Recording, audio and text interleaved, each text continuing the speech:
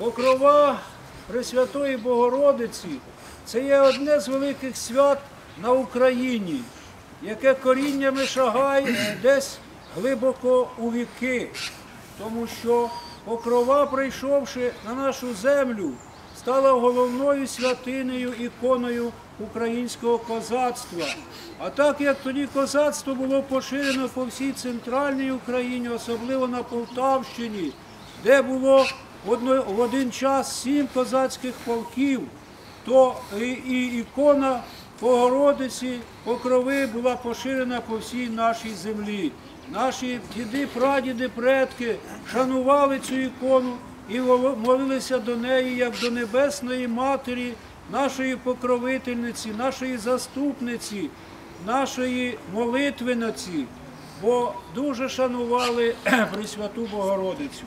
Сьогодні ми також шануємо це свято і молимось до неї, і просимо у неї, щоб вона молилася за нас, грішних людей, за нашу парафію, за наше місто, за нашу Україну, за наших воїнів, які сьогодні захищають нас і не дають ворогу супостату прийти і знищувати Україну.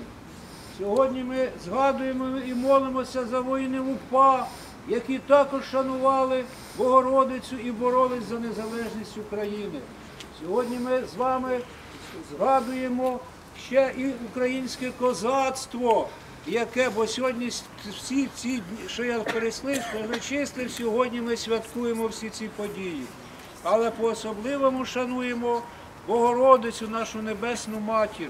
Бо ми маємо 3 матері. Маємо матір, яка нас народила, маємо матір Україну і маємо матір Небесну, покровительницю нашу і Богородицю. Нехай же вона свій всечесний омофор держить над всіма нами, над нашою церквою, над всією нашою українською землею. Вітаю вас всіх, браті і сестри, з цим великим святом. Я думаю, що ви знаєте дуже добре, яка роль Богородиці у спасінні людини. Вона була обрана як Мати Божа, яка породить Сина, який прийде через неї, через її лоно у світ і буде спасати, вести нас до вічного блаженного життя. Її приклад як жінки, як матері є для нас всіх, особливо жінок. Вона молитовниця, її високе смирення, велика любов до свого Сина, до Спасителя нашого, велика любов до людей ще при земному житті є прикладом для всіх християн. Тому, браті і сестри, молімось до неї, пам'ятаймо, що ми грішні люди і не завжди нашу молитву вислухає Господь через нашу гріховність, через нашу закостенілість в гріхах, але підносимо її до Матері Божої, яка, будучи людиною, зрозуміє нас і піднесе цю молитву до всемогутнього Бога.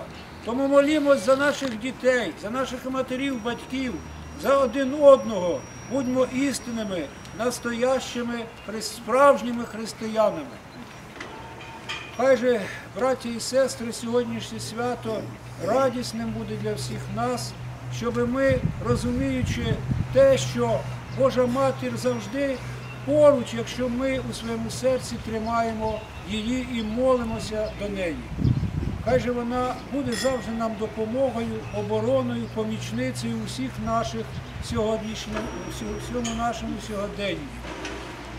Вітаю всіх вас ще раз, браті і сестри, з цим святом. Пресвятая Богородице, спаси нас.